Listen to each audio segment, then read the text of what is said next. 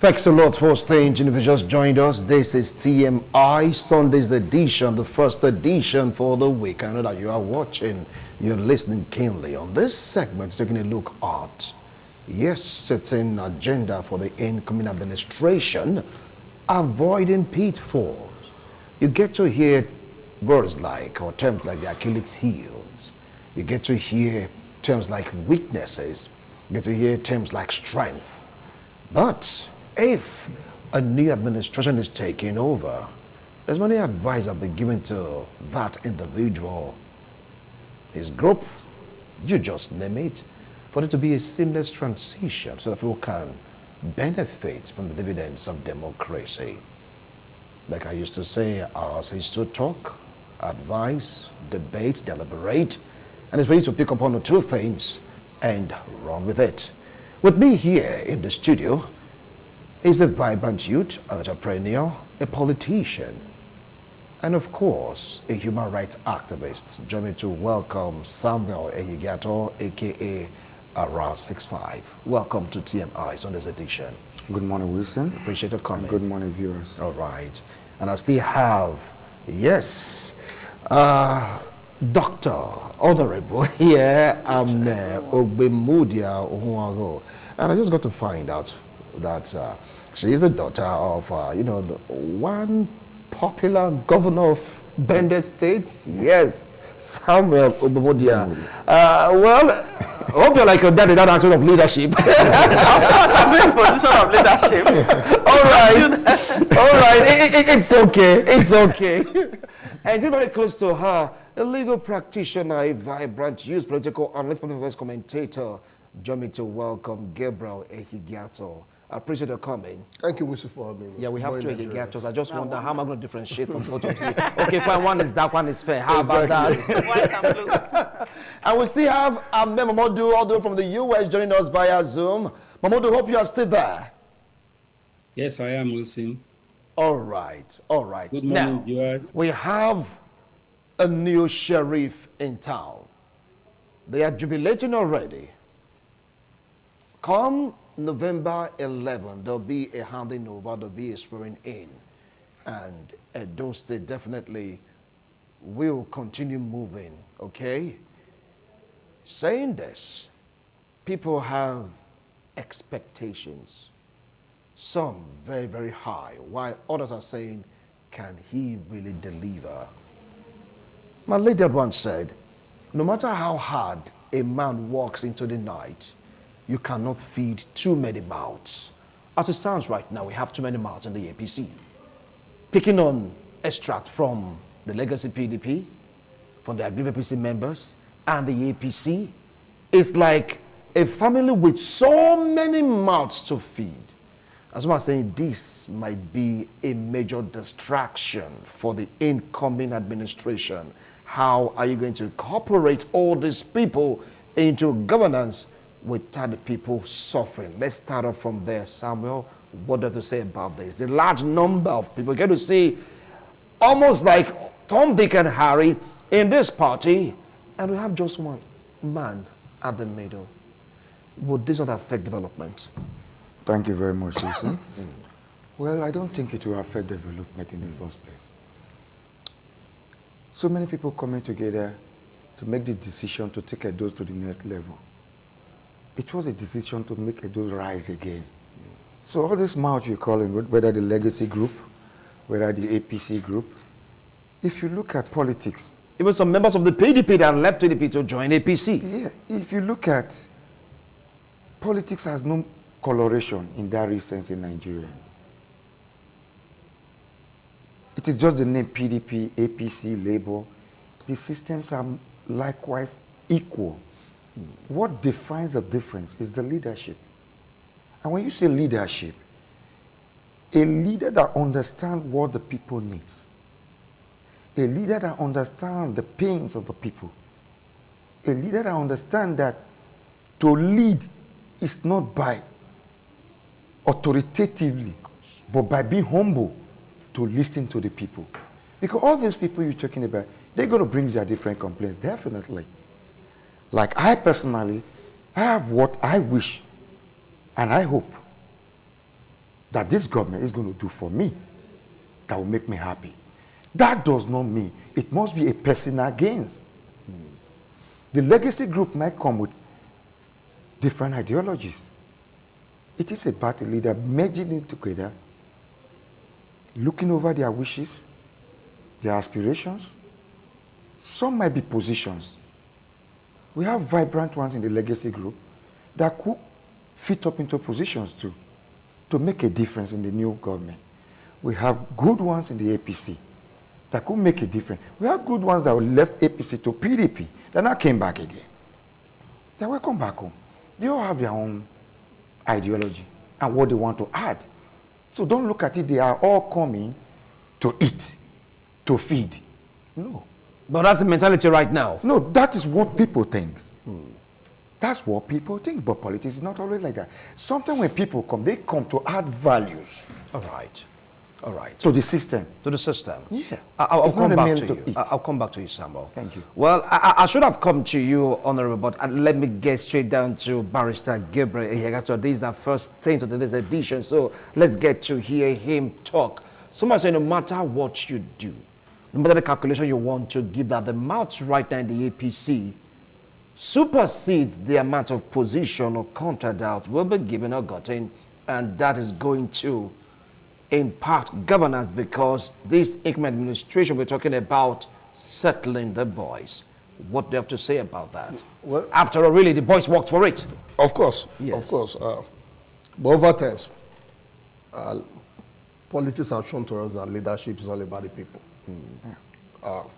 There don't need to be any fear of whether people coming from the aggrieved PDP, legacy party, or whatever you call them. What is more important is the ability to merge the ideas together. I give a forth-running government, a government that is visible, a government that has the face of the people, a government that can be interactive, not a docile government, not an enclosed government, not a government that is segregated from the interests of the people. So, because the past election, when you take it analytically, is an election where all well-meanings came together just to take a sole decision. They were tired of the government that is going out now. Because the government was hidden from the people. The government have no face. But that is not the essence of government. Over time, governance is about the people and to protect the interest of the people and to show to the people over time that they represent their interest. So anything aside that, then what we are doing is just a jamboree. So I do not have that fear that we are going to have a very populated system of government. None at all. None at all. But what is more important is the connectivity of the ideas that we bring in. And I have so much trust in the incoming government that is a government that listens. Considering the electoral campaign, the promises and all of that, and it was also a government that have a very simple agenda, a 5-point agenda. I talk about education, infrastructural development, health, security, agriculture, and what have you. So it doesn't need so much to prevent a point to the people that, oh, this is where I'm coming from. So those 5 agendas, and you will agree with me, that when you look at the basic economic, social standard of Nigeria, if you follow these 5 agendas, you are going to achieve so much. So I have so much confidence in government, I have so much trust in government, but in all, we must know that power belongs to the people. Power belongs to the people. Now, talking about the people, the first fight this administration fought was the issue of Godfatherism, and 2, the issue of some party members wanting him to share the state's treasury. And that, according to report, is what he stood against and is standing against. Hence, the quarrel that broke out in the PDP. But in this instance, we have various interests group. Do you think this might result to that same issue? Settle us first. The state can come later. When they are settled first, the state will have little or no resources to further development. Honorable. Thank you. Well, my take on that, I'm going to use our comrade governor as a case study for a few minutes to describe a man with empathy, a man with an interpersonal relationship, and a man with passion of development. You cannot take that away from him. At that point, he had so many SSAs, executive directors, special advisors, and yet, in the last 16 years, he was the man who most developed education, roads, infrastructure, agriculture. Whom are you talking about? I'm talking about Comrade Adams Oshomole for now. Okay. So when you're saying there are so many mouths to be fed, you are afraid, or they're afraid that the incoming governor is going to have too many mouths, legacy, PDP, APC, and all that.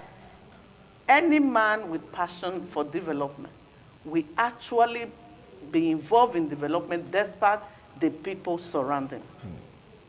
You can still see the test of roads, the red roof Comrade did, despite over 1,000 SSAs and special advisors and all that. That did not deter him. So I'm sure that the incoming governor, Senator Monday Okpebholo, is a man with passion as well. He's a man with intelligence. He's a man with empathy, who is interested in development. He's not going to just come, because where he comes from, you will see that he has done some of these things.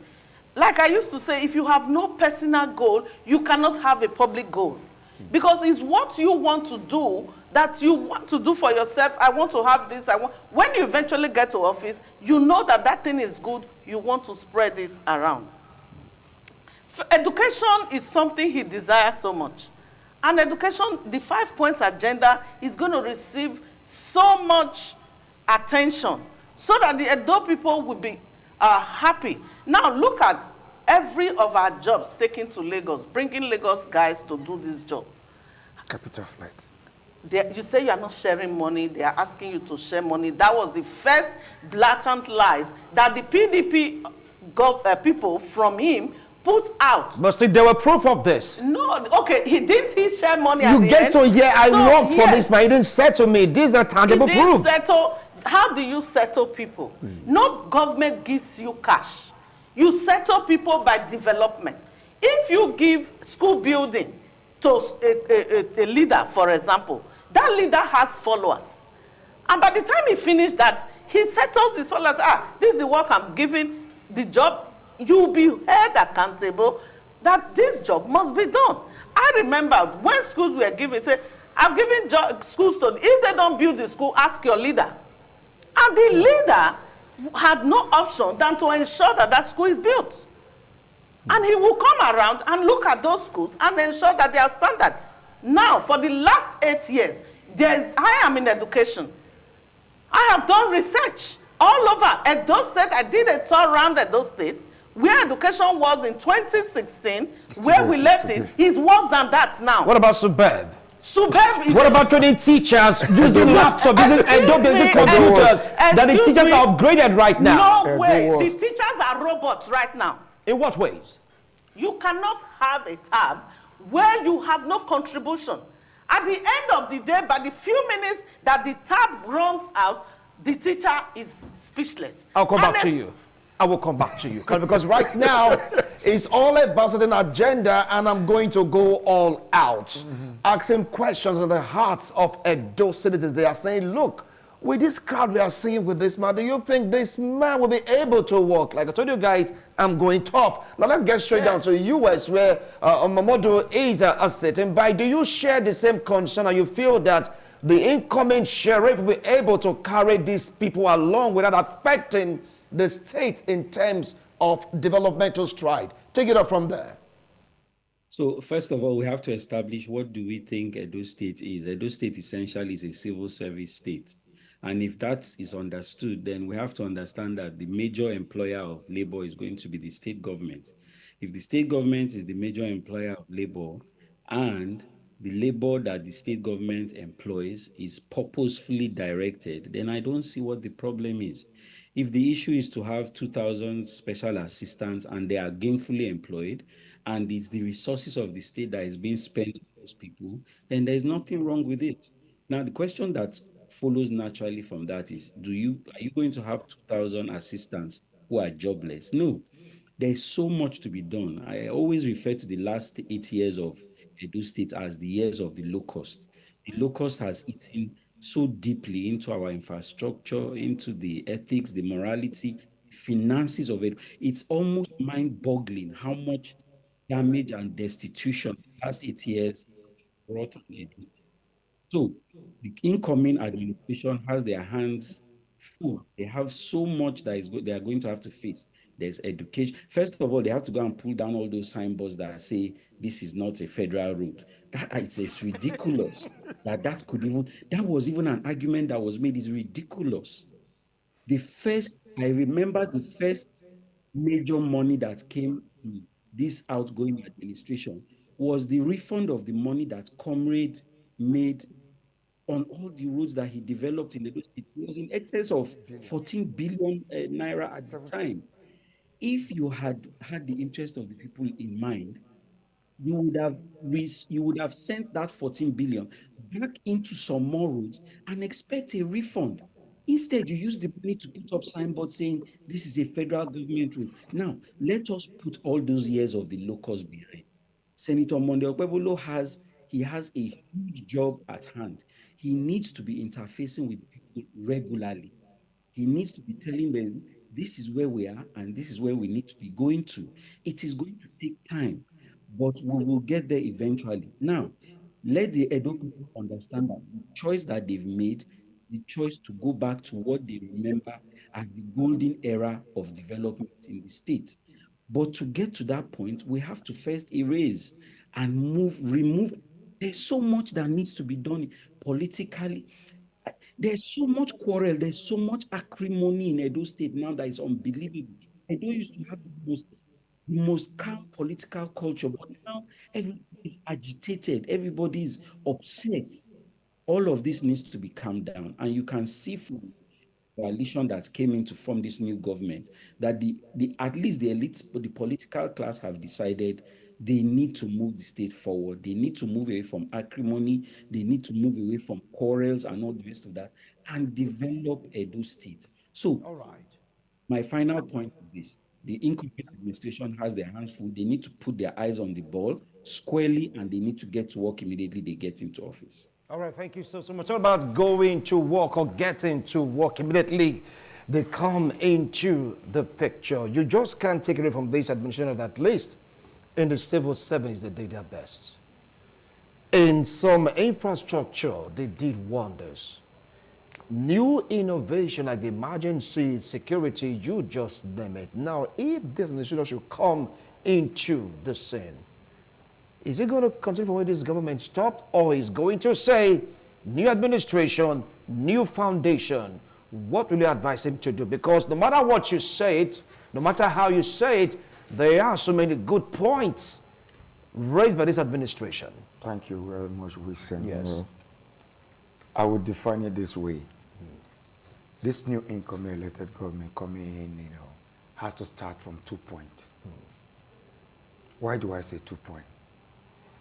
We have a point that ended with Oshomole, Adams Oshomole, Comrade Adams Oshomole. We have a point that ended with Obaseki, parallelly. Because there are some development, like in the educational sectors, like in the infrastructure that is combating erosion, all those issues that we already master planned already by Oshomole to continue, that never continued. That is the water project. Is that what you're talking about? A lot of all those things. Let me tell you, to take away the erosion from our city. Do you know how hard it is? You coming back home, you close from work, and you're thinking, how long am I going to stay in the office for the rain, the water to go down fell before I get home? I think it's a psychological torture, So it's going to start from where Oshomole ended. Then there are some ideas that were brought by Governor Obaseki. We can't take it from him. They were good ideas. And nobody is saying it's not good ideas. But the problem we have with those ideas is that they didn't materialize to impact on the people. Because majority of them were MOUs, consultancies. The money spent for consultancies, the billions spent for MOUs, we could have used it we could have built 10 industrial park already in a different local government of Edo State. Hold on, Samuel. Listen. Hold on. You talk about MOU. MOU brought about the ethanol industry. Listen now. MOU brought about modular the ethanol refinery. industry. MOU In brought which way has about it impacted? development. Okay, the ethanol industry. In which way has it impacted on us? The MOU that brought the plantations, the oil plantations to Orion local government. What impartation has it brought to Edo Light? So they just started. Listen now. You said Yes, You said go the ahead. MOUs. We know the billions spent on those MOUs. Compared to the finance that is now invested in those things. So, what are you asking? Where is it going to start from? My humble incoming governor, I know he's a listening man. He has said a lot, what he's going to do. Most of those things Obaseki has started, definitely, that we are MOUs, we are going to move from MOU to physical impactation.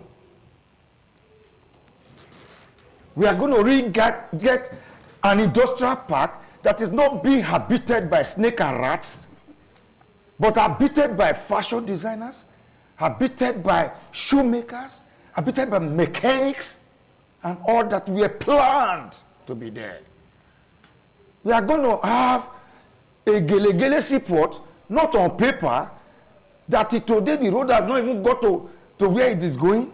The electricity project is 18 that has not got to anywhere. We are going to really see those people getting there.